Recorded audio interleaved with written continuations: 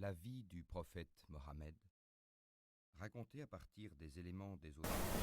Et bien voilà, quand nous prenons également aussi ces des onglets-là, nous avons ici, lui c'est pour le cadran, et lui c'est pour le cadran. Mais avant de commencer d'abord là-bas, essayons de résélectionner encore le texte de nouveau. Je vais essayer de résélectionner le texte ici de nouveau, je vais CTRL A, tout le texte est sélectionné. Et ici, quand je viens ici, c'est pour les bordures. Les bordures, je peux dérouler ici, choisir les différentes bordures que je veux accorder à mes paragraphes.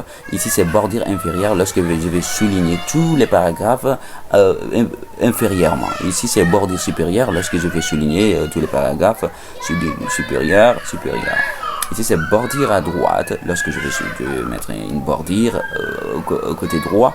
Ici, c'est aucune bordure lorsque je ne vais appliquer aucune bordure. Toutes les bordures, ici, c'est pour mettre des bordures sur tous les paragraphes. Ici, c'est bordure extérieure. Regardez, uniquement, c'est les extérieurs qui sont on a accordé des bordures. Ici, c'est bordure horizontale, inférieure horizontale, et puis bordure intérieure, ainsi de suite. Voilà. Lorsque nous voulons accorder des bordures à notre texte, c'est comme ça aussi nous devons agir. Et ici, nous allons essayer de parler de celui-là. Lui, il nous aide à faire des trames de fond.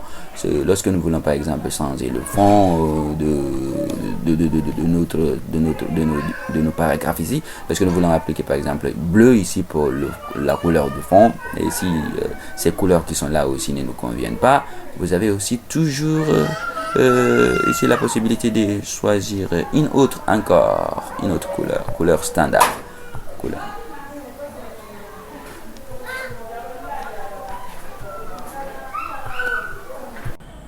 Et bien voilà, cette fois-ci